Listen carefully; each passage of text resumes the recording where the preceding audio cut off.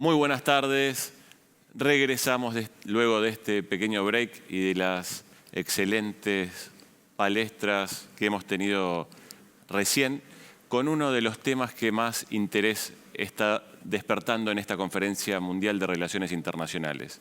Este panel será sobre seguridad con cuatro especialistas de 4 continentes que la verdad nos enorgullece tenerlos aquí presentes. Sí, sin dudas. En este caso estamos hablando de un panel, digamos, denso en contenido, denso en participación de expositores, desafiante.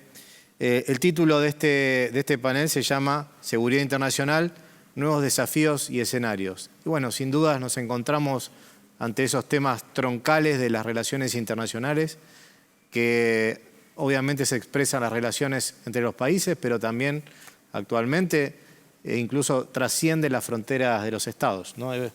Sí, además decir que el campo de estudio de la seguridad internacional es un área que dentro de la disciplina de relaciones internacionales se ha expandido notablemente en el último tiempo hacia distintas interpretaciones teóricas, ¿no?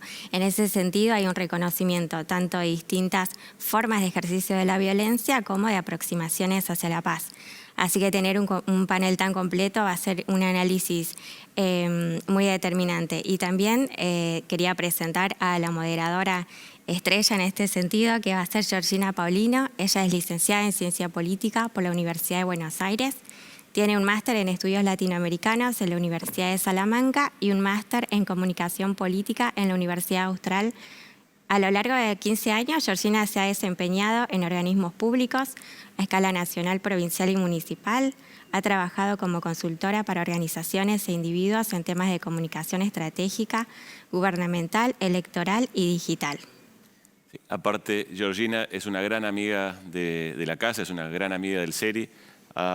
Hemos hecho muchos proyectos juntos, así que nos enorgullece presentarte, Georgina. El panel es tuyo.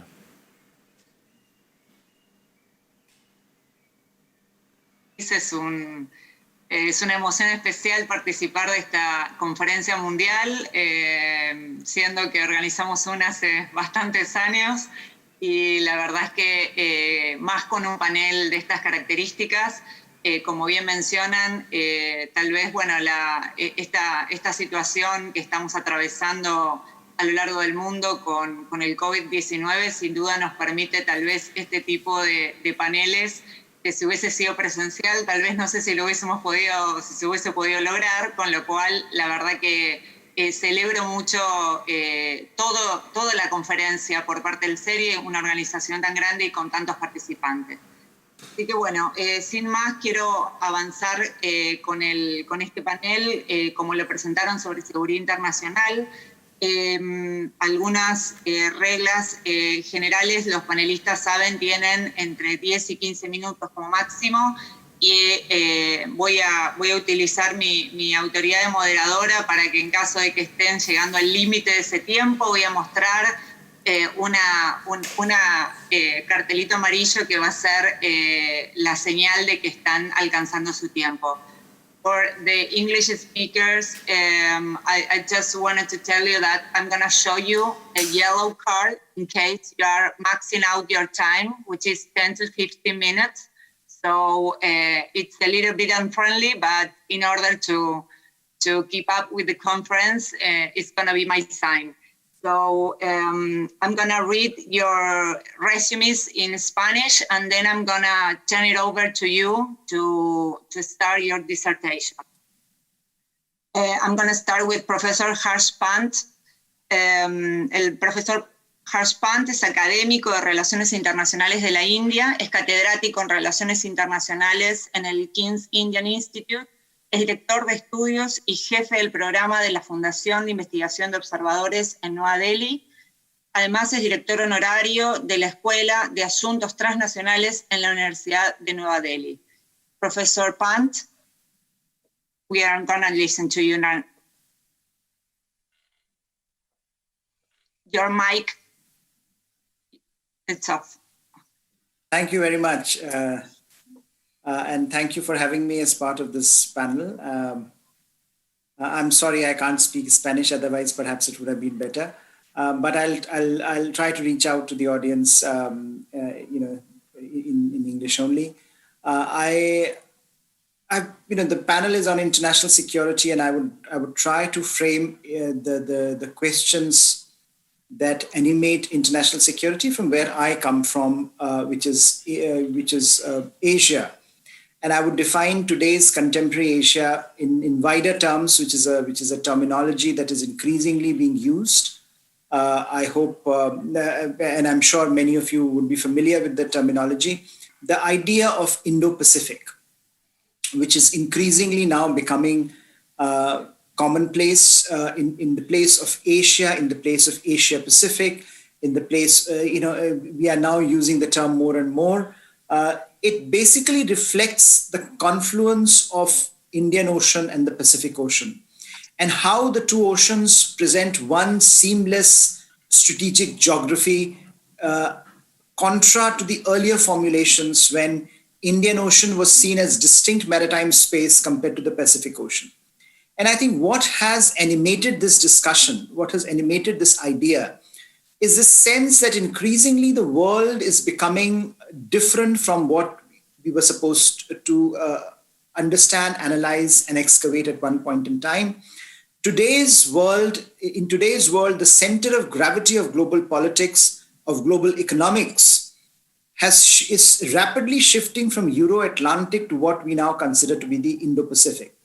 You have in the Indo-Pacific today some of the fastest growing economies. You have in the Indo-Pacific today some of the most important geopolitical contestations. You have in the Indo-Pacific today some of the most pressing security questions that are being reflected and refracted through the international environment. And I think when you look at Indo-Pacific today, you find Indo-Pacific as a microcosm of the larger global issues, larger global security challenges that permeate the world. And in that sense, the rise of the Indo-Pacific owes itself to one very salient factor in international relations, which anyone who is anywhere, whether as an academic or a practitioner today, cannot get away from, and that is the question of the rise of China. The rise of China has animated and led to this discussion, to this consensus about what Indo-Pacific means and how the two geographies need to look at each other as one single maritime space. So that one reality, the structural reality of the international system, where a rising power is challenging the dominance of the entrenched powers, is the prism through which one can evaluate the larger trends in global politics, in global security, as well as in particular in the Indo-Pacific, where the rise of China is being felt more significantly and most, in a sense, one of the most, in some of the most interesting ways. So I would basically, in the few minutes that I have, I would bring out some of the few security issues that are there in the Indo-Pacific theater and that are animating the security discussion in the Indo-Pacific theater. And I would categorize them as structural, institutional, and normative. So at the structural level, the fundamental issues around security are arising out of the basic reality that you have a shift in the underlying balance of power. That in a sense, China is becoming huge, China is becoming very powerful, and as a result, there is a lot of unease in the larger structural environment where you now find different coalitions being built, where you now find some of the pushback happening, where you now find some of the larger structural realities shifting rapidly as China rises. And on the other hand, as America, which has been the most important guarantor of security for a very long time in the Indo-Pacific, relatively looks inwards, relatively starts looking more and more inwards. And America that is more concerned about its domestic issues, about its domestic vulnerabilities, about its domestic contestations. And this is not simply a Mr. Trump phenomenon. Some might confuse it as primarily a Mr. Trump idea of America first. But there is a continuity. If you look at Mr. Obama's last few years in office, if you look at Mr. Trump's engagement, and his articulation. And if you look at some of the things that Mr. Biden is saying, if he comes to office in November from early January, the questions that are being asked in America about its global role are fundamentally of a different order than they were being asked some years before. So in that sense, if you look at the structural reality, America as more inward-looking actor in global politics is one of the most important challenges that Asia, Indo-Pacific is facing. Many countries in Asia, in the wider Indo-Pacific, that have relied on American preponderance as a shield against Chinese hegemony are now feeling the pressure of this dual reality. One, the rise of China, the dramatic rise of China, and two, a relative retrenchment of the US from the regional order. Now, there is push and pull both happening here, as a result of which I think the larger structural reality is changing, as a result of which you have new coalitions being formed. And therefore, one structural reality that I wanted to put on the table is this larger power shift. The other structural realities is equally interesting, and this is the debate on globalization. Now, some are calling the new phenomena as deglobalization. But this is again a structural reality that the world, all over the world, we are facing. Countries are becoming more and more inward-looking, more nationalistic, more protectionist. Some might call it America first in the view of America, but America is not alone. Other powers are also doing the same. Britain's exit from European Union is also a reflection of that larger reality. There is a debate in European Union about the future of Europe, and there are questions about what sort of engagement it should have. The questions that are being asked about global supply chains today and how countries should not be over-dependent on one particular country, and in this case, China, is a question that is being asked in a range of countries today in the world. And that is a reflection of this larger reality that something fundamentalist has shifted in the world. That the assumptions that we were growing up with in the 1990s, that globalization is going to be a forever phenomenon, that you have the Francis Fukuyama type end of history argument that from now on, free market capitalism and liberal democracy are going to flow around the world, that is coming rapidly to an end. Nationalistic impulses are shaping state behavior, and that is going to be a very, very significant challenge for countries as they redefine their economic security in the coming decades and years. And already we are seeing a lot of shift happening. For example, Indian Prime Minister's statement after COVID-19 was very categorical that one of the most important lessons India has learned because of COVID-19 is that India needs to be self-reliant. And so I think this idea that you have to reduce your dependencies across the board in economic terms is going to be very, very important aspect of the global discourse and global security, I would say, in the coming years. Second aspect, this is the power shift and the globalization aspect are more structural. Related to this, and especially related to the power shift argument, is the question of institutions and what kind of institutions are available, what kind of institutional frameworks are available to manage this flux in the international environment. And if you look at the Indo-Pacific in particular is a maritime, is a geography, is a strategic geography where institutions, formal institutions, are in short supply. The only institutional mechanism that is worth talking about so far is ASEAN, Association of Southeast Asian Nations, which had made some progress in the last few decades, but today it finds itself crippled because of the divisions within ASEAN between those members who are more favorably disposed to China versus those who want to challenge China more frontally. So in a sense, institutional frameworks are not there in the wider Indo-Pacific to manage the power transition that is happening in the region. And that means the security issues, they can be traditional, they can be non-traditional. They can be about balance of power, or they can be about maritime security and fisheries. They are not going to be managed well because institutional frameworks are not available to manage these realities, to manage these contradictions and conflicts within the system. And as a result, we are seeing new push and new ideas being put on the table. The ideas that are finding most favor is this idea of issue-based coalitions.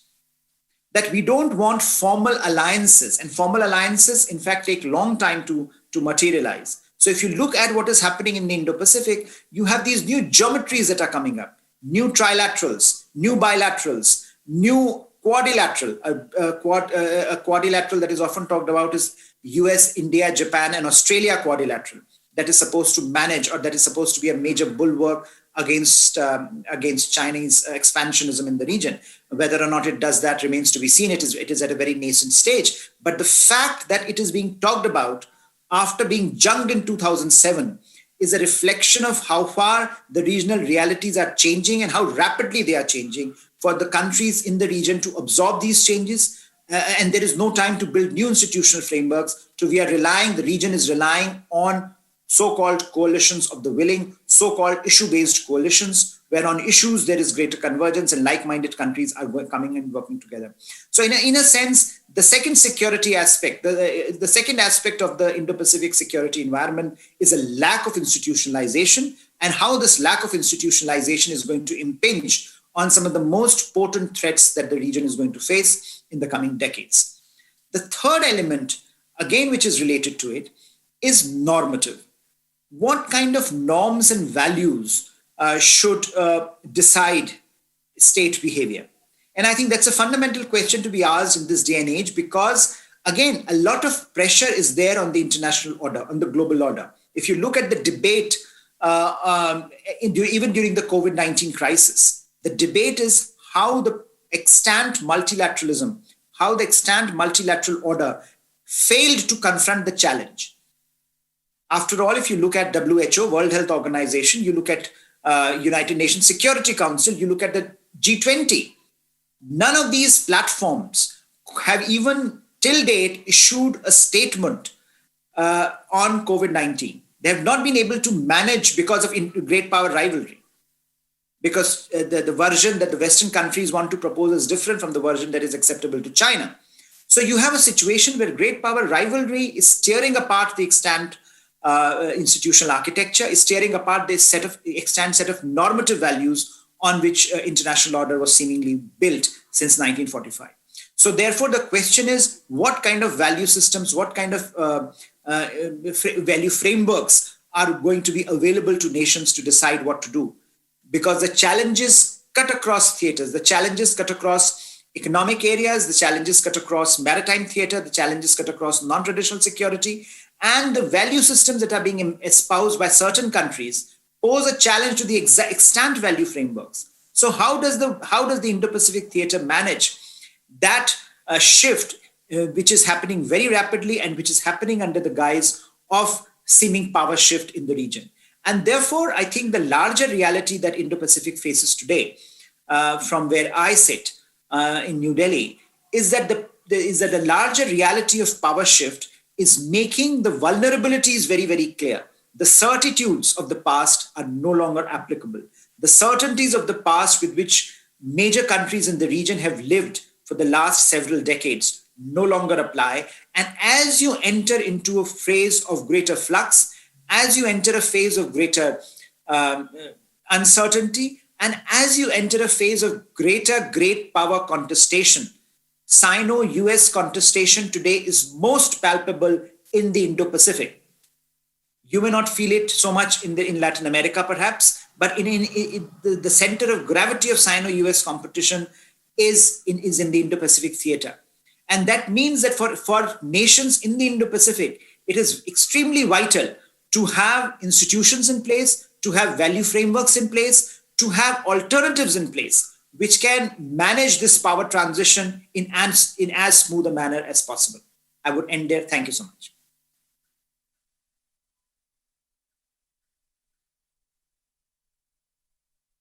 Thank you very much, Professor Pant. Now we are gonna turn it over to Professor Velthuizen. I'm gonna read your resume in Spanish. El profesor Andreas Velthuizen es investigador, escritor y académico sudafricano.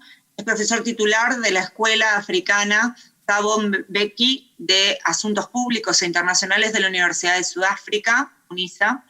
Su principal interés académico es enseñar y desarrollar una nueva teoría del conflicto, de la paz y de la seguridad en África, a partir de un enfoque transdisciplinario. I will now turn it over to you, Professor Velthuizen. Thank you very much for facilitating this, fellow scholars and practitioners. I will present today on the new challenges in international security, a view from Southern Africa. As a peace and security practitioner, scholar, and citizen of Africa studying world peace, I remain inspired by the ambitions of the Peace and Security Council of the United Nations for a world of peace, the Sustainable Development Goals, as well as the aspirations of Agenda 2063 of the African Union, especially the quest for silencing the guns.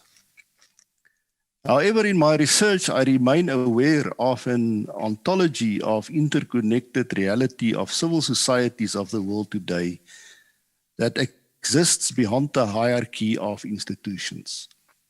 In Africa, for instance, the communities of Africa is a source of knowledge, including forming international relations that the rest of the world can benefit from. It is against this background that I will aim today to briefly, hopefully not more than 15 minutes, present to you a view from Southern Africa on how I see new realities unfold in the world.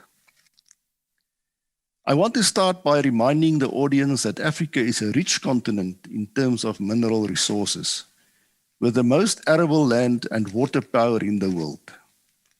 Based on the IMF's estimates, 10 of the 20 states with the highest projected compounded annual growth from 2013 to 2017 are in Africa. Africa also has the youngest average population in the world. Furthermore, Africa is also the most habitable place on Earth given the limited occurrence of natural disasters compared to other parts of the world. For instance, indications are that the impact of COVID-19 pandemic is less in Africa than in other places such as the Americas, Europe, China, and the UK. Unfortunately, violent conflict and undemocratic governments is a characteristic of the history of Africa and remain a complex problem in many countries.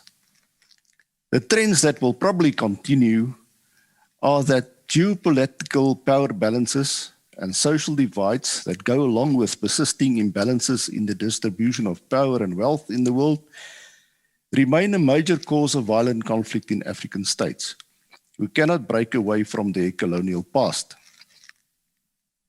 Some nations made progress towards democracy, but citizens demand better and more just governments with social movements proliferating, resisting liberal democracy practices. Despite the firm establishment of liberal democracies in Africa, a class of political rulers with cynical self-interest, corruption, and erratic implementation of development programs forced themselves into power, followed by securitized repressive measures by incumbent rulers to retain political and economic power. Rival politicians continue to exploit ethnic, religious, and gender sentiments to control people and financial resources. Oligarchical institutions and processes run by a political ruler class prevent people to exercise democratic freedoms. This situation will probably prompt the powerful liberal democracies in the world to revise or make foreign policy decisions on how to cooperate with these oligarchical dictatorships in Africa. Furthermore, growing frustrations among especially the young people as a powerful group of non-state actors will probably cause escalation of aggression. Rebels, extremist groups, and terrorists with linkages to transnational organized crime will proliferate, challenging the international order in doing so, forcing wealthier nations from the north to become involved to protect their bilateral or multilateral interests in Africa. Climate change will always be with us, and it leads to mass migration, putting pressure on infrastructure such as medical services, especially in time of the pandemic, electrical supply and land, especially in times of drought, followed by the politicization of migrant issues and anti-migrant violence. That means that African migrants will increasingly be looking to the north in expectation of a more friendly reception than in other African countries. Countries will increasingly develop tactical and strategic military capabilities to adapt to changes in technology in the rest of the world. African nations are preparing to participate in an emerging international cyber battle space, closely collaborating with countries from the Northern Hemisphere competing for the mineral resources of Africa. So what is new? In the absence of good governance, civil society, especially social communities, who endured the most of poverty and violent crime and political conflict, together with communities of practice such as independent think tanks, universities and NGOs, who are trying to find solutions and are proliferating and increasingly representing the will of the citizens in a country. Consequently, international responses to achieve a peaceful and secure democratic space, characterized by wealth creation for all and investor security, will probably shift from dealing with governments only to engagement with civil society.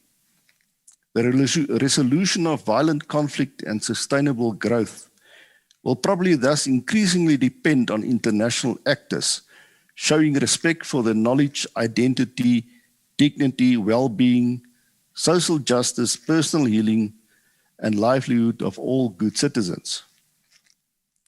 International peace and security can no longer be the responsibility of oligarchical governments who hold power for the cynical economic self-interest of a political rulers class who isolated themselves from the citizens of the state, while flourishing on social divides, focusing their business as usual on dealing with daily protests and violence resistance. International actors in Africa should find a way to take the hands of civil society organizations as increasingly important non-state actors in Africa as part of constitutional democracies to achieve peace and security in Africa. I thank you for listening, and I'm looking forward to the discussion. Thank you very much, Professor. Now we are going to turn it to Mr. Cihat Yaycı. I'm going to read in Spanish your resume. Él es graduado de la Naval High School and Naval Academy, tiene una maestría en recursos humanos en la Universidad de Mármara y en los Estados Unidos en el campo de la ingeniería física y la ingeniería electrónica y completó su doctorado en Relaciones Internacionales en la Universidad de Estambul. Fue jefe de personal del comando de las Fuerzas Navales y desde el 2017 hasta el 2019 fue jefe del Estado Mayor del Comando de las Fuerzas Navales en Turquía. I turn it over to you. Thank you very much, and thank you very much for having me in this conference, and thank you very much for the invitation too. So, if you don't mind, I will touch upon the situation in Middle East and the Eastern Mediterranean, and also the Caucasus issues right now. So, as you know, I am attending the conference from Turkey. So Turkey is standing on the hottest point nowadays in globe, and around, we are the neighbors of, Afghanistan, and also Iran, Iraq, Syria, Lebanon, and Libya, and so forth. So, and Ukraine. So it's a very complicated issue around this place, around this region. So I will touch upon shortly the situation here and what's important, what are the important points. So I will try to represent the important points, especially. The tensions and the humanitarian issue is very important. Also in this COVID-19, illnesses and so forth. So tensions and the conflicts in the Middle East as well as in Northern Africa creates political, but more importantly, humanitarian issues. So one of which is the situation of refugees and the people who are still in the conflict zones in this area, in Middle East, and also in Eastern Mediterranean, and also in Northern Africa. From Syria and Iraq in the Middle East to Libya in North Africa, as well as the humanitarian drama, we witnessed the Aegean and Eastern Mediterranean regarding the treatment of refugees in boats who are trying to cross into Europe.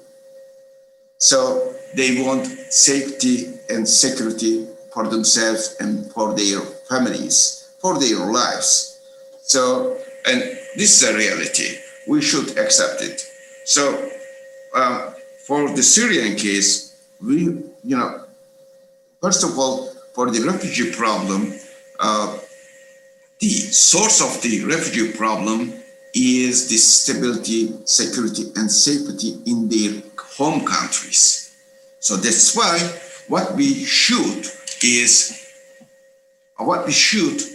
to establish security and stability in their countries, and also wellness, and so wellness, and so for it, the Western world and the wealthy countries should spend efforts and the sources to stabilize their source countries, which are the source for the refugees.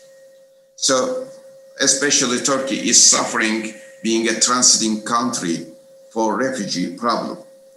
And so for Syria, we must establish stability in Syria. This is crucial for solving the problems of refugees. Stability in Syria will alleviate both the humanitarian issues and the political ones. Territorial integrity of Syria must be protected. International community must ardently fight against terrorism in these war zones to establish stability and recreate an environment of democracy. And for example, we should need to make some operations to establish safety and stability in that soils, in those countries, in those geography, to protect, the countries' also borders from potential terrorist attacks, and to create a safe zone for people in the region, so no further migration of refugees will happen. So this is the protection of people in Syria, and also to protect Europe for the refugee immigrations. So, for example, also we made some operations to protect the civilian people over there. And also the United Nations resolutions, for example, number 40 and 61, and also 1373, 1674, 2170, 2178, 2249, 2254 on the fight against terrorism on those files. So we must also create better humanitarian and aid programs for people suffering from war zones. So, for example, if we look at the Turkish position in this geography, for for keeping the lives of the refugees, for keeping saving the lives of the civilian people. There are over 5 million refugees, Syrian refugees in Turkey right now. And school-aged Syrian children in our country exceeded 1.5 million as of September of 2019. It is unbelievable. And this population is much larger than some European countries' population, total population. So I'm just talking about the, school-age Syrian children. So this is a big problem. So we are feeding, we are educating, for example, as Turkish government, 5 million refugees. So more than 60,000 Syrians are still in shelters. According to, I am going to give very interesting number right now. According to Global Humanitarian Assistance Report of 2018 and 2019 by development initiatives, 30% of all international humanitarian aid in the world came from Turkey. This is very interesting. And in 2017, Turkey was again the most charitable nation with nearly $8.1 billion spent in humanitarian aid. This was followed by United States of America, Germany and UK. And I am gonna repeat the numbers of money spent by those countries. Turkey with $8.1 billion, USA with $6.68 billion, Germany with $2,098 billion, and UK with $2,052 billion. What does this mean? Turkey, as the 19th largest economy in the world, is shouldering 30% of the whole humanitarian aid given to not only refugees, economic migrants, and asylum seekers.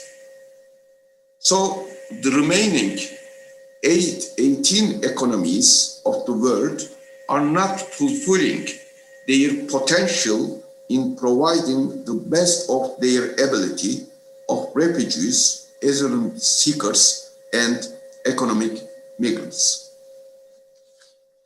So let's move on to Libyan case. On the other than Middle East, another detrimental region which needs stability is Libya. So Libya is one of the biggest stops or source regarding the refugee and economic migrant flow to Italy and Malta, and therefore European Union. And what should be the goals of international community?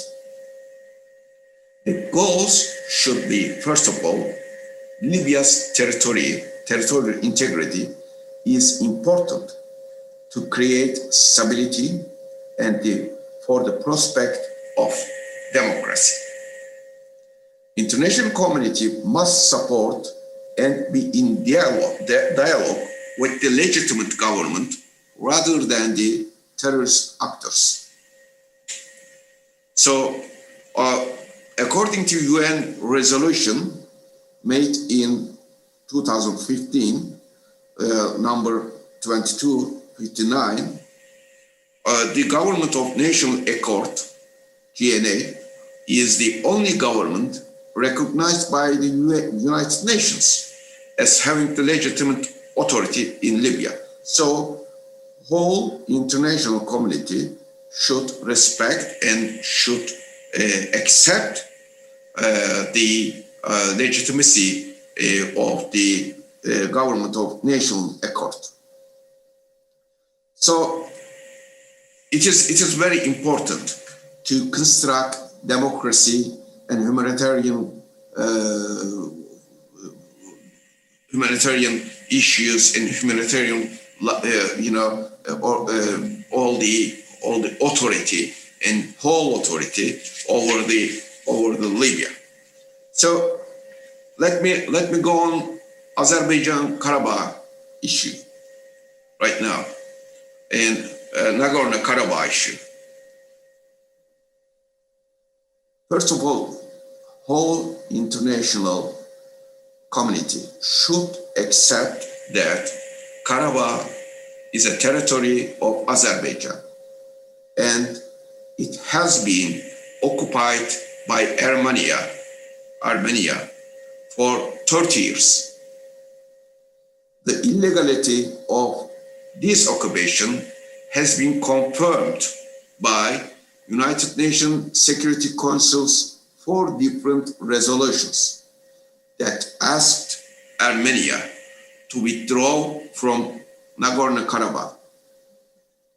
And international community should listen and obey to United Nations resolutions and support Azerbaijan's territorial integrity. So, but we see some countries still supporting Armenia, violating the United Nations resolutions. Indeed, some of them are still United Nations Security Council members. So it is very important to obey, to support, to respect the United Nations Security Council's resolutions, to stop the war, to stop the civilian deaths, and to stop the violence of Armenia. And the solution of this problem, Nagorno-Karabakh problem, is only binded with the withdrawal of Armenia from Nagorno-Karabakh. And let me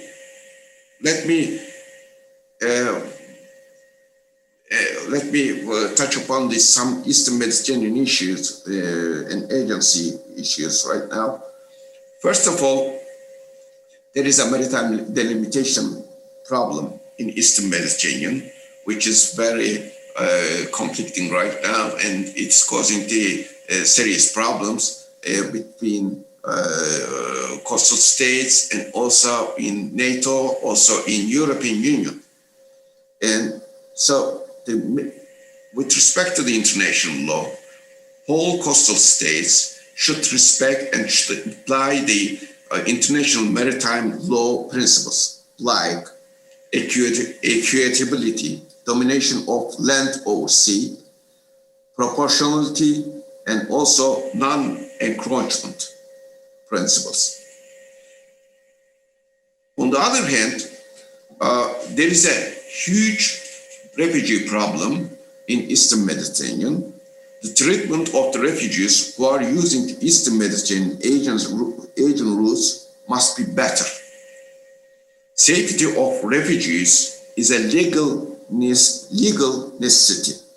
We must keep the refugees safe, and the blockages and the pushbacks of the refugees who are trying to take asylum are illegal.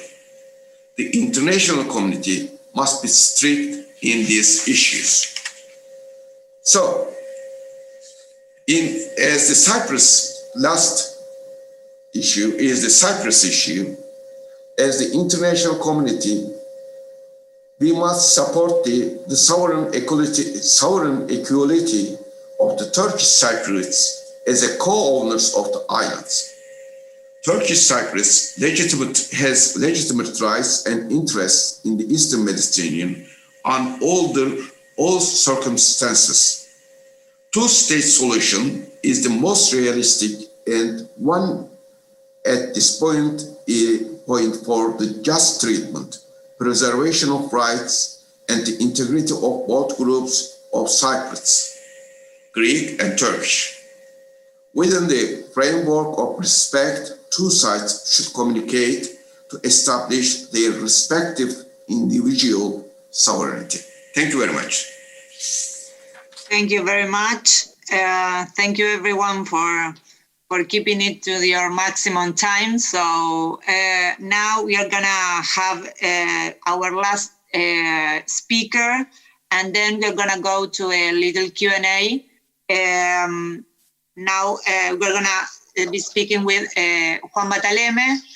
Él es licenciado en Ciencia Política por la Universidad de Buenos Aires, es magíster en Relaciones Internacionales por la Facultad Latinoamericana de Ciencias Sociales, Flaxo, y magíster en Ciencias del Estado por la Universidad del SEMA. Actualmente es secretario académico del Consejo Argentino para las Relaciones Internacionales, CEERI, director de la Maestría en Defensa Nacional de la Facultad de Defensa Nacional y profesor adjunto y titular en varias universidades de grado y posgrado argentinas, como la Universidad de Buenos Aires, la Universidad Argentina de la Empresa y la Universidad del SEMA, entre otras.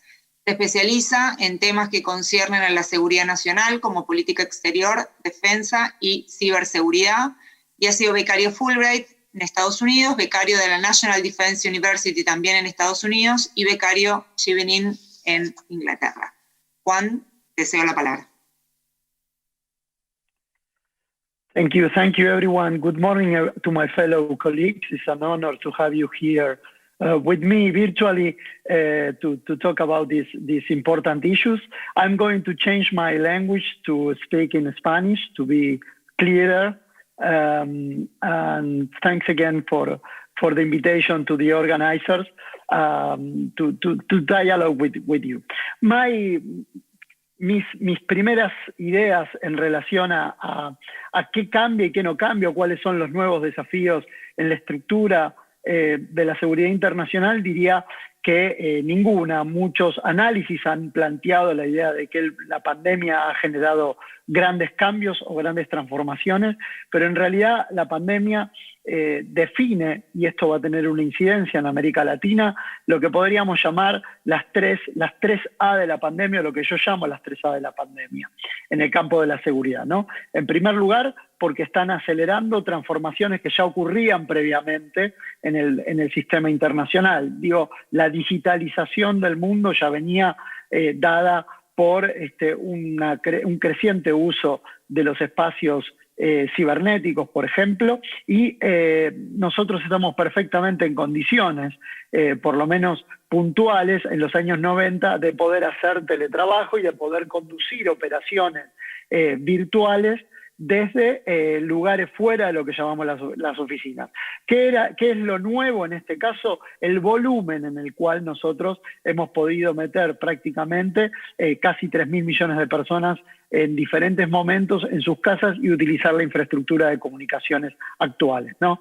Creo que la discusión del 5G es tan central en este momento justamente porque teníamos una infraestructura de 4G que nos permitió conducir, salvar gran parte de nuestro PBI a nivel mundial, producto de que pudimos mudarnos de la oficina a casa. Entonces, el primer lugar es la aceleración, la A de aceleración. La segunda A es la A de la acentuación. ¿La acentuación de qué? De las brechas, ¿no? De las brechas políticas, económicas y militares. Si hay algo que nos queda claro post pandemia, de que la recuperación del mundo va a ser dolorosa, complicada, y que no todos los países se van a recuperar con el mismo tiempo. Ahora, el acrecentamiento de las brechas ya venían en un espacio previo a la pandemia, si nosotros consideramos la dinámica de seguridad que se venía dando en América Latina, previo justamente a que empezaran los lockdowns de la pandemia. Básicamente en América Latina, como en el resto del mundo, habían grandes movilizaciones, grandes resistencias desde el punto de vista político, por ejemplo, usemos el caso de Hong Kong para no centrarnos pura y exclusivamente en la región latinoamericana, y había sobre todo una gran disparidad entre aquellos que se sienten integrados y que podían explotar muy activamente las dinámicas de la globalización versus aquellos que estaban quedando cada vez afuera, más afuera de la globalización. Esto era fuente de tensiones, esta fuente de tensión estaba presente en las calles de Europa, de América Latina, del Medio Oriente, de África y también en los Estados Unidos, y la pandemia lo que hizo fue justamente marcar y acentuar las brechas. O sea, aun cuando salgamos de la pandemia el año que viene, el 2021, con suerte y viento en popa, las dinámicas de brecha van a seguir estando entre nosotros y las tensiones producto de ellos van a seguir estando.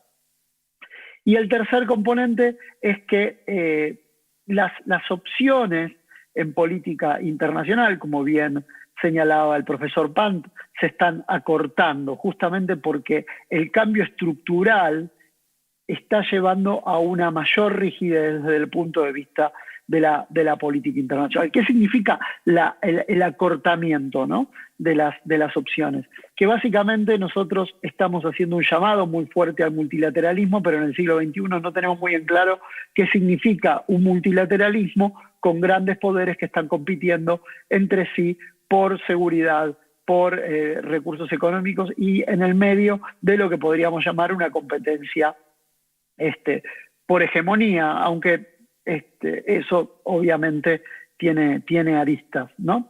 Básicamente, ¿qué es lo que estamos viendo? Estas 3A nos generan a nosotros nos acentúan y nos acrecientan dos grandes ideas. Por un lado, la incertidumbre en esta tercera década del siglo XXI y la volatilidad que presenta la política internacional y que cada crisis eventualmente puede terminar o desembocar en un conflicto armado entre grandes poderes, ¿no? Más si nosotros consideramos, como algunos comienzan, que entre 1999 y 2019 ha habido una crisis de los 20 años, yo tiendo a considerar que la crisis de los 20 años, la segunda crisis de los 20 años, va desde el 2001 y que posiblemente termine en el 2021, y de eso podemos hablar. Ahora, hay estas 3A impactan directamente en las dinámicas, en tres dinámicas, las cuales voy a resumir. Desde el punto de vista de geopolítica, nosotros tenemos dos dinámicas muy claras. Por un lado, lo que llamamos los poderes navales, o el poder naval que está representado por los Estados Unidos y la competencia creciente que tiene con un poder terrestre que se está tratando de reconvertir a un poder naval, que es China, y eso es la tensión que estamos viendo en este momento, como bien se señalaba antes, en el Indo-Pacífico. Pero hablar pura y exclusivamente de esa competencia geopolítica nos obliga o es mirar la dinámica de seguridad internacional de forma parcial, ya que en lo que llamamos Asia-Pacífico, pero especialmente en el territorio de Asia, nosotros tenemos tres grandes poderes continentales o terrestres que están marcando el ritmo de la seguridad internacional, como son Rusia, como son China y como son India, con la característica de que Rusia y China se recelan, pero recelan aún más a los Estados Unidos, y obviamente que hay una competencia de seguridad entre India y China tiene una relación de seguridad con Pakistán que afecta directamente a la seguridad de la India. Ahí, ¿cuál es el mayor problema que nosotros tenemos? Las dinámicas tradicionales que se daban en el siglo XIX de reconcentración de poder. Y entonces, mientras que nosotros estamos mirando esta dinámica y esta competencia por reconcentrar el poder, ¿sí?, que se traducen en diversas iniciativas, como por ejemplo lo que podría ser la iniciativa del Belt and Road Initiative, que es que todos los caminos conduzcan a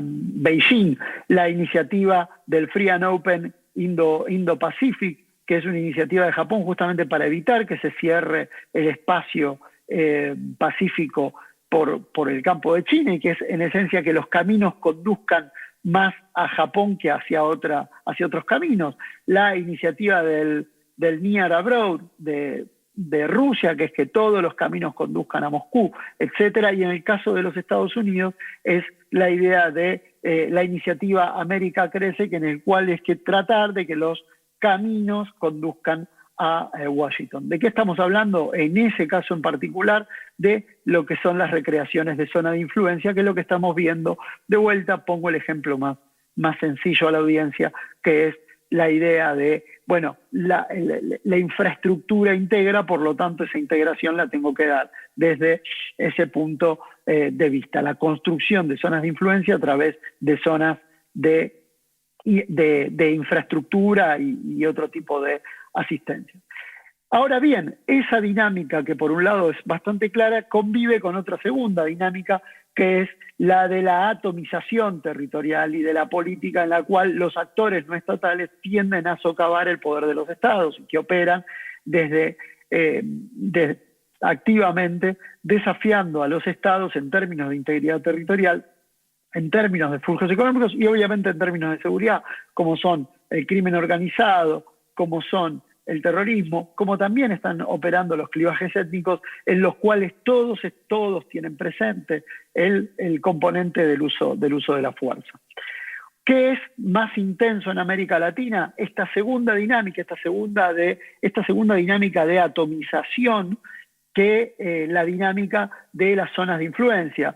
La posición geográfica influye, tal vez el espacio andino tiene una dinámica de zona de influencia mucho más activo, pero también en el cono sur estamos viendo esa dinámica de zona de influencia. Estas dos dinámicas que sean en el plano de la geopolítica nos llevan a un segundo punto, que es el punto de lo que llamamos la dinámica acceso o antiacceso.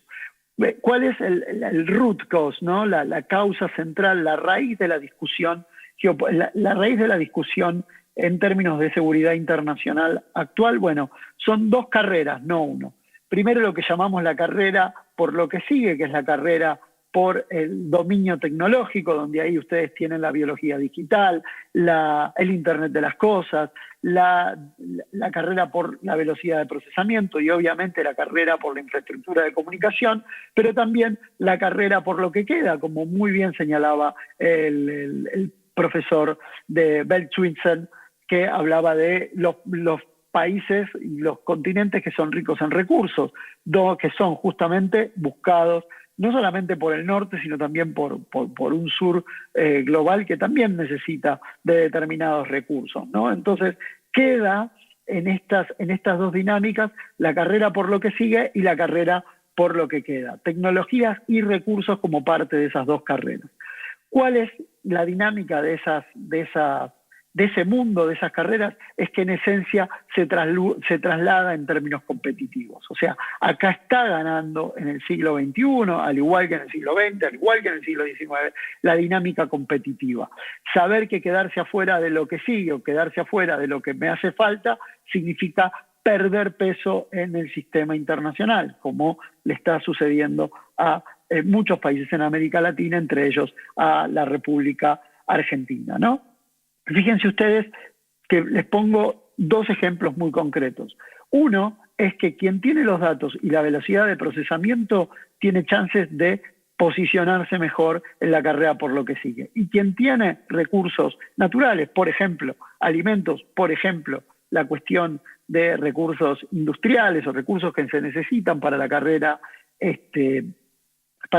tecnológica, también tienen la chance de posicionarse mejor, ¿no? Ahora bien, ¿qué práctica está sucediendo acá? La práctica del antiacceso, que es tratar de ¿qué? Tratar de generar barreras, no para no comerciar, sino para tratar de limitar a aquel que me pueda competir a mí en alguno de los campos. Por ejemplo, lo que hace Estados Unidos con los sistemas operativos de sus teléfonos, o lo que hace Estados Unidos con determinados chips, negándoselos a China, forzando a China a tener que desarrollar sus propios chips, desarrollar sus propios sistemas operativos y tratar de hacerlo menos competitivo. Esto también después podemos profundizar. ¿Cuál es el tercer impacto? Es lo que yo llamo el impacto por los rearmes, ¿no? Ahora, ¿en dónde se están dando esos rearmes? Así como se habló del espacio marítimo y se habló del espacio aéreo, hay dos rearmes que están definiendo la política internacional actual. El primer rearme es en el ciberespacio, que hoy es un campo de batalla, pero no tanto es un campo de batalla por los efectos físicos que se generan desde el ciberespacio, sino principalmente por los efectos mentales, por la capacidad que yo tengo no solamente para operar en un entorno digital complejo, sino para hackear corazones y mentes. Si el lema en los años 60, en los años 70 era ganar corazones y mentes, la idea hoy es hackear corazones y mentes. Yo creo que esta es una carrera muy importante que la estamos viendo en los procesos electorales, en la creciente confusión y en la creciente disconformidad que hay en América, en todos lados del mundo, en relación a que hoy la realidad se ha vuelto más maleable que nunca. Este es un dato muy importante. La segunda carrera que es importante es la carrera que se está dando en el espacio.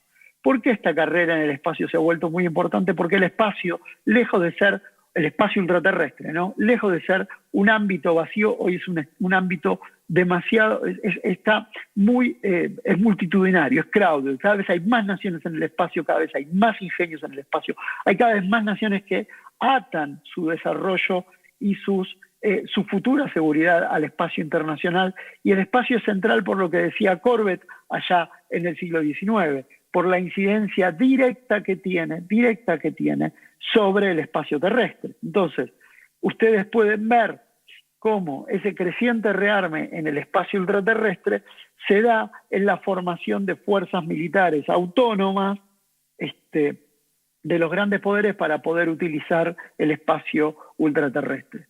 Lejos estamos de evitar la militarización del espacio, sino que todo lo contrario, los nuevos espacios que se han incorporado a las estrategias nacionales se han militarizado de manera activa y tienen incidencia en las carreras por la preponderancia. Ahora bien, a toda acción hay una reacción, y esto es lo que está sucediendo desde el punto de vista de las relaciones internacionales. Y déjenme poner un ejemplo muy sencillo, ¿no? Mientras que se desarrollan sistemas de satélites modernos, todos los países están desarrollando armas antisatélites justamente para poder denegar el espacio. ¿Por qué? Porque en el espacio la intención en términos de política internacional se vuelve clara.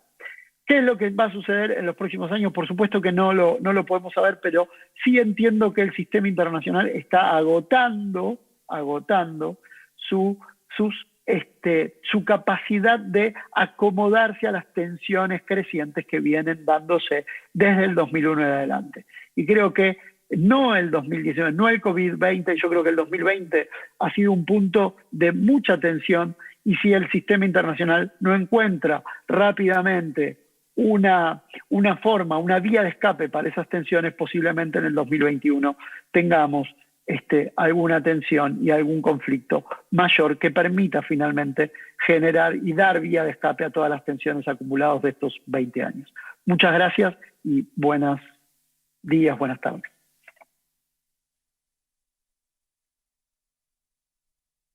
Gracias, Juan. Now we are going to go to a little Q&A.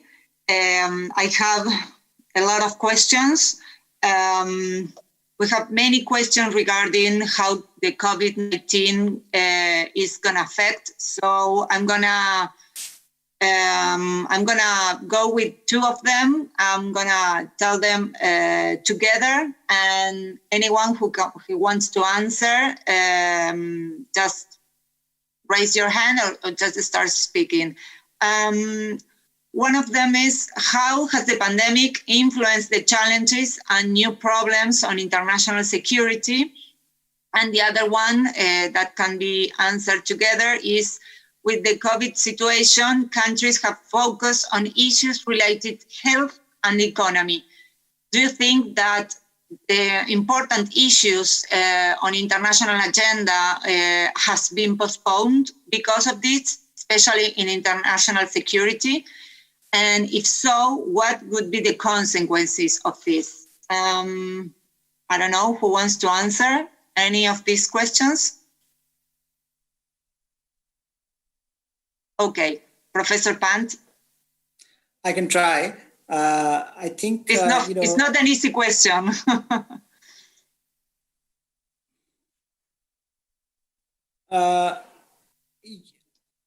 COVID, there is at the moment a lot of anticipation about COVID-19 because it's spread so wide and it has challenged us in so many ways. But if you look at the fundamental questions of international security and international relations, they have only been accentuated by COVID-19. So whether you are looking at the question of what is happening to the power shift in the international system, China was rising before COVID-19. Sino-US competition was happening before COVID-19. COVID-19 has merely accentuated those trends. Suddenly you find that perhaps many might, some in China might believe that their moment has arrived because, you have an America which is seemingly dysfunctional. You have a Europe which is consumed by internal problems. And therefore, if you look how many problems have emerged around China's periphery, from South China Sea, East China Sea, Taiwan issue, Hong Kong, India, in the Himalayan border. Suddenly you have multiple crises in the Indo-Pacific emanating largely from a bit from Chinese behavior.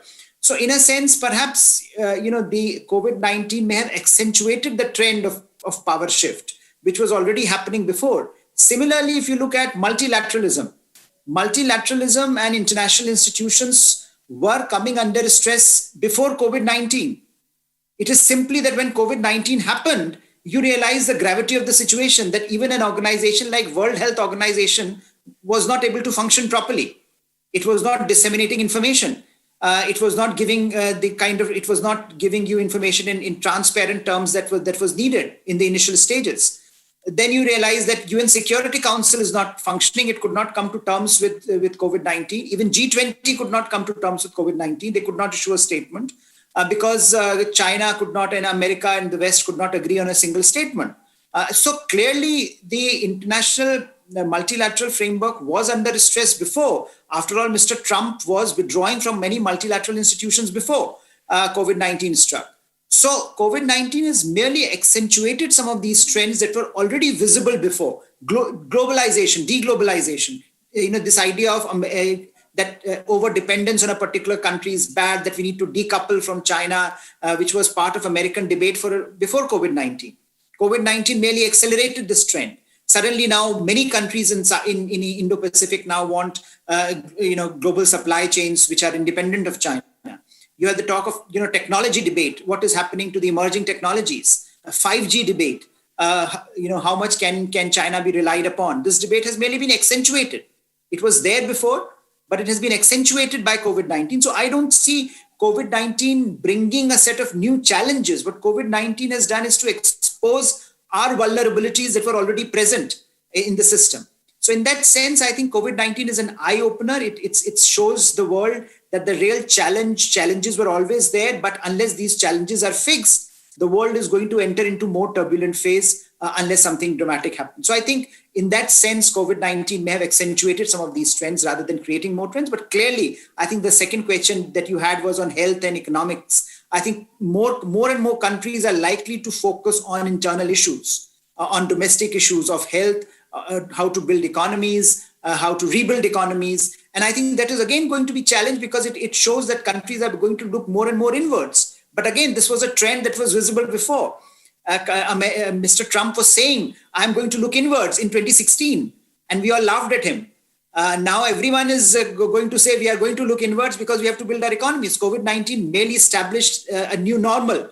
So I think we are looking at a world where some of these trends, which were already visible to us, have been accentuated by what is happening in the guise of COVID-19. Thank you. Thank you, Professor Pant. And it is in line with what Professor Battaleme was explaining in his own dissertation. I don't know if you want, Juan, do you want to expand a little bit on this? No, thank you. I completely agree with Professor Pant. It is quite all the tendencies that we were presented before after the COVID remains. And let me give you one example.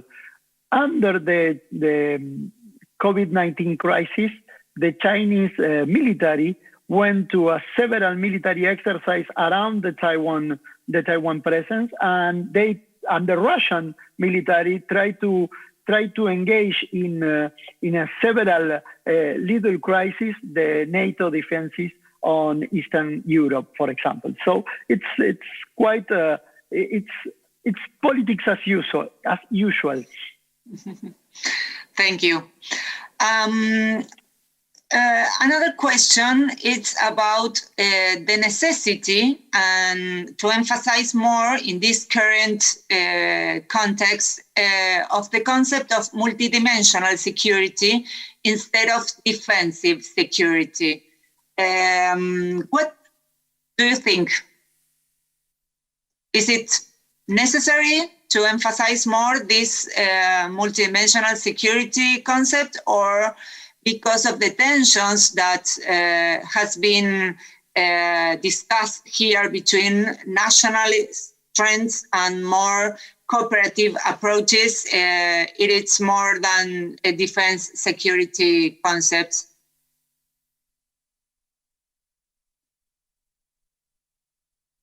I don't know. Okay. Let me give a short answer to it. Yeah, naturally, to decrease the tensions and the conflicts between the nations, it is more desired to have a multinational defense organizations and and also multinational defensive and security approaches. Multinational security is more comfortable for the nations, and also it creates the mutual understanding mutual understanding between the nations, and also the approach to the problems around the region, around the globe. It's very important to create a mutual understanding. So also, multinational, the defensive approach also supports the regional ownership. So regional ownership understanding is really important to have a mutual understanding and to agree on the at least some of the common interests. So that's why it is very important to create multinational defensive approach, multinational organizations, instead of national ones. So also the communication between the nations will be improved in this way too. That's it. Okay, thank you. We have another question it's gonna be, maybe I would like to hand it over to Professor Velthuizen. It's about at what extent do hegemonic definitions of Western security obscure security dynamics in other regions, such as Africa, for example? Maybe your thoughts on that? Can you please repeat the question? Yes. To what extent do hegemonic definitions of Western security obscure, limit security dynamics in other regions, such as Africa? I didn't catch the first words. To what extent do hegemonic definitions of Western security... Sorry, those definitions, just before definition, what is that word? Hegemonic. So the main definitions, yeah. Okay, please continue. Hegemonic definitions of Western security obscure security dynamics in other regions such as Africa, limits considering security dynamics in other regions like it's made less important other security dynamics? Is it clear? Okay. Yes, it's clear now. Thank you very much. I'm sorry. I think the Western concepts, as we experience it in terms of the definitions in terms of peace and security, Africa very much still subscribe to the definitions by the United Nations that came from Professor Galtung and others.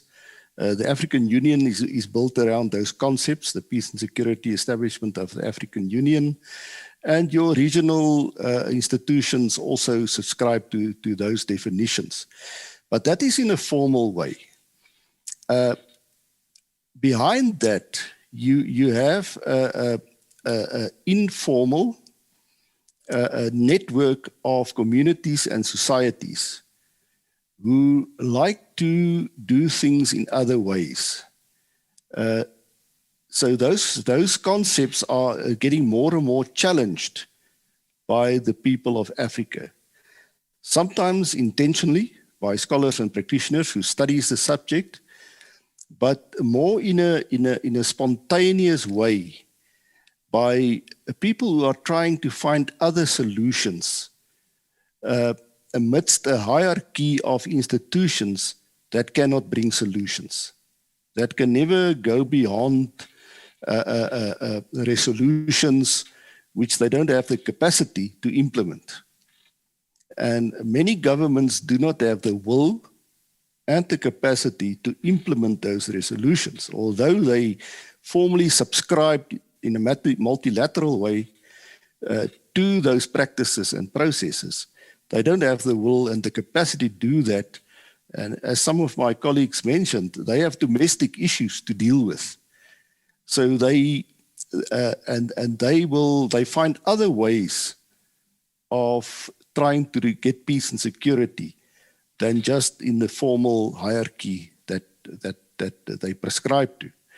And that brings you to a contest of power within states, where states are challenged by terrorism, by rebels, by young people protesting, subscribing to something different than the definitions that was brought to us by the liberal democracy system of the world.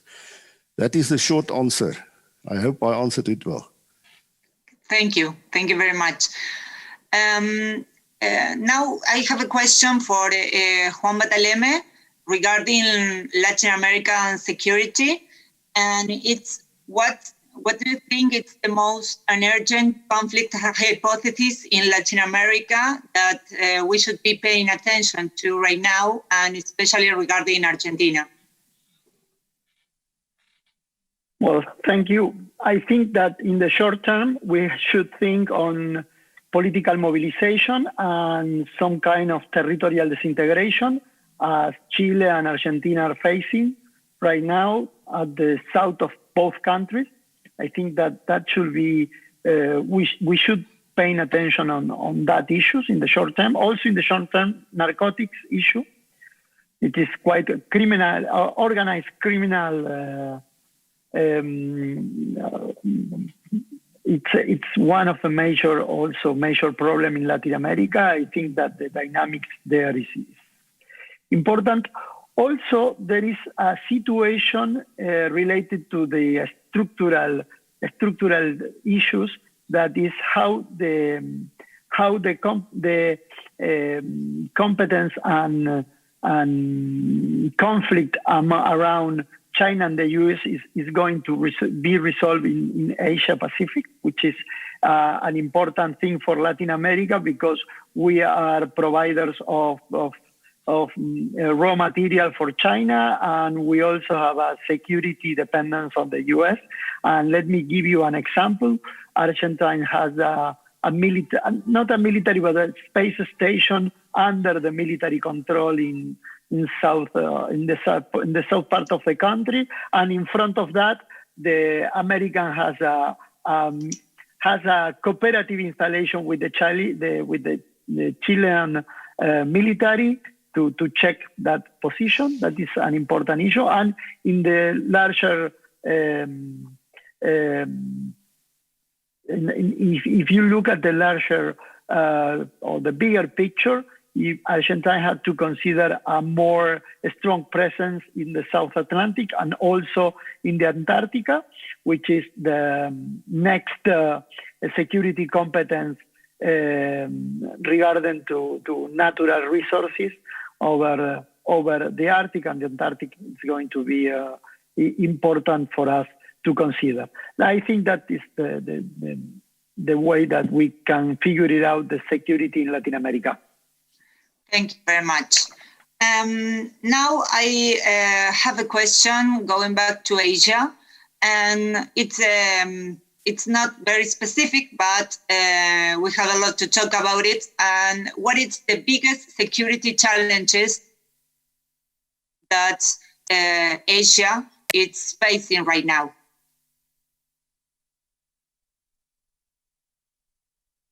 Maybe Professor Pant? Okay, thank you.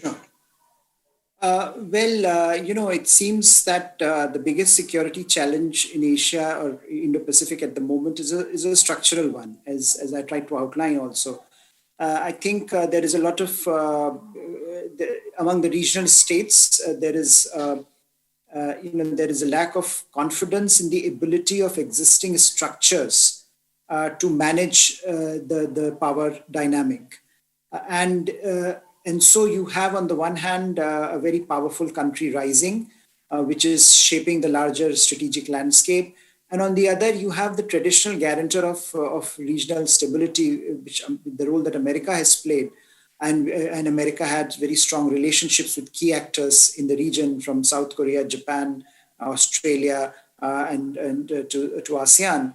I think the larger equation looks very confused because you have China as a very important economic player. China is the most important economic actor in the region for most countries, and yet America remains the security guarantor. And so, how do you reconcile this power dynamic at a time when US and China are competing and contesting? I think the point that was made earlier in the context of Argentina also applies in Indo-Pacific, and with a great degree of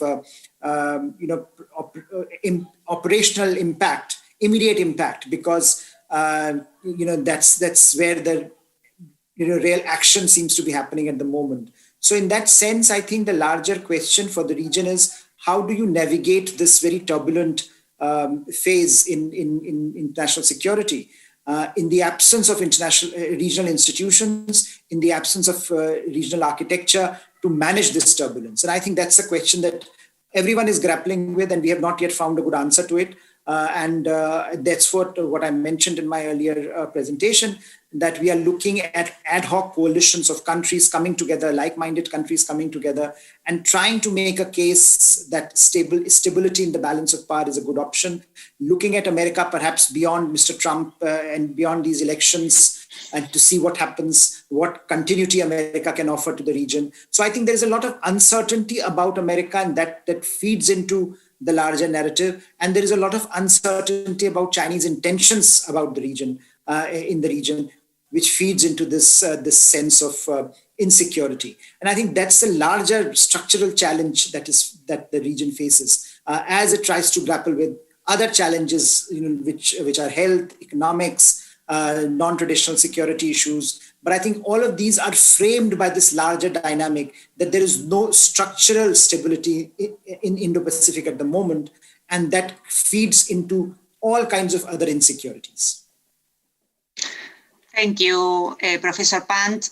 And I have one last question for Mr.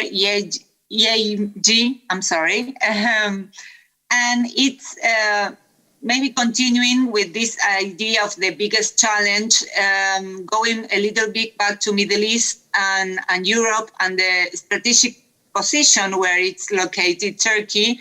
Which do you think is the biggest challenge right now in that region, and in particular to Turkey, in security matters? Yeah, particularly the big challenge is the refugee problem. I have to tell that, because Turkey is overfilled its capacity.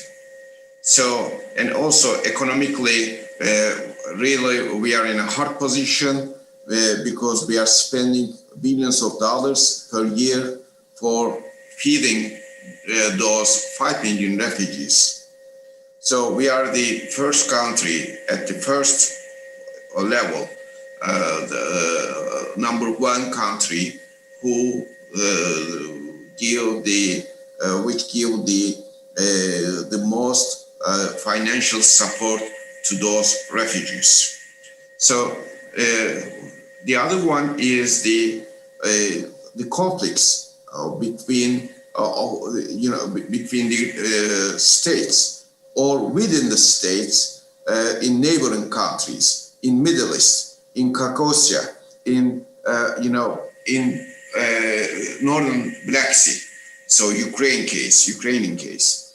So also the conflict between NATO and Russia, and so sometimes they are facing to each other in some cases, and also in Eastern Mediterranean issue, the maritime borders and maritime jurisdiction areas, and also the institutions and the specialists, energy specialists, estimating one of the richest hydrocarbon resources laying on this sea in Eastern Mediterranean. So that's why there is a struggle for sharing that sea, and it will cause us some kind of problem. And also in Northern Africa issue, in Libya case, and also the Palestinian issues in the Eastern Mediterranean, also in Middle East issues. So the democracy regime is, to establish democracies in those countries are very hard. So it's a big trouble, it's a big problem. So establishing a democratic regime in those countries is a real aim, purpose, but it's a big problem. So the stability, security and peace in those regions are a very big problem. And so there are ethnic problems, there are pact problems like NATO and the old Warsaw Pact, leading country Russia problem, and also in Afghanistan, in Iraq, Iran nuclear issues, nuclear power issues, and so forth. And lastly, Nagorno-Karabakh problem, which is between Armenia and Azerbaijan, and so forth. So it's a very hard, very wide problems chain. So we will see. So I cannot say which one is the most important. So I don't. Everything is so important. Thank you. Thank you. Thank you, and thank you, everyone. Just to sum up a little bit about what we've been discussing this morning, Professor Pant introduced this idea that the Indo-Pacific politics is starting to be very important because of the rise of China instead of the Euro-Atlantic politics that it's in the international discussion for so long. He introduced these three different dynamic, which is the structural, the institutions, and the normative, which has to be we have to pay attention to in this region. Professor Velthuizen talked us about Africa, its development, its opportunity, the opportunities that the continent presents to the international politics, with this formal and informal way of relating with the world. Professor Yaycı talked a lot about Syrian refugees in Turkey and how this is putting a pressure in different societies right now. The humanitarian aid that Turkey is the way Turkey is responding to this with a lot of humanitarian aid, and how it's been growing a lot, even when we compare with countries that are bigger in the world. He talked about the Libya,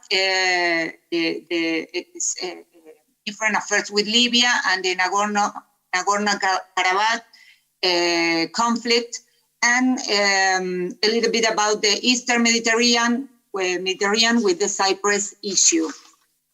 And finally, Professor Battaleme talked about the impact of the pandemic on the international security, pointed out that this COVID-19 crisis is only reinforcing some dynamics and trends and tensions that are already in the international agenda.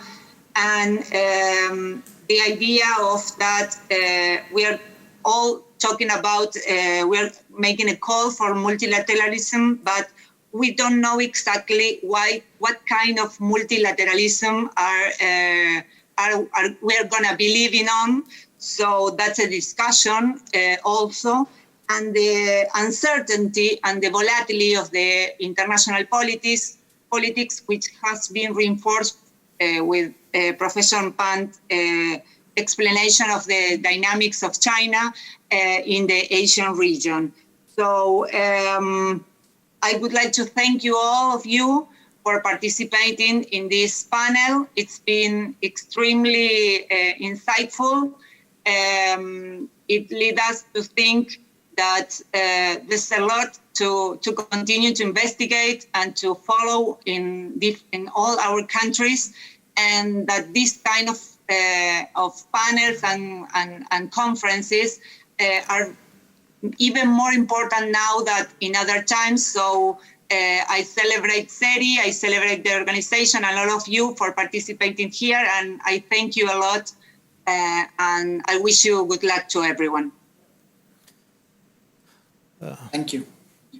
Thank you. Thank you very much, Georgia. Thank you for the opportunity. Well, what an enriching panel, really amazing. Thank you very much, all of you, for your time, for your ideas. Muchas gracias, Georgina. La verdad que es un gusto siempre tenerte cerca, digamos, con todas nuestras actividades, por tu generosidad. Y la verdad que nos dejó muchos temas para tratar, muchas ideas, pero sobre todo rescato el hecho que obviamente esta pandemia va a profundizar muchos temas que estaban latentes o cuestiones preexistentes, y por lo que estuvimos viendo, los expositores comentaron que bueno, de esto se sale con una mirada amplia, con cooperación multilateral, pensando no solamente con la visión del propio Estado, sino con una visión más amplia. Sí, sin dudas este panel ha cumplido con creces las expectativas que teníamos de contar con distintas visiones sobre los escenarios de conflicto en la actual coyuntura y también sobre hipótesis de conflicto. Así que muchas gracias, y sin dudas es una gran contribución a toda la audiencia.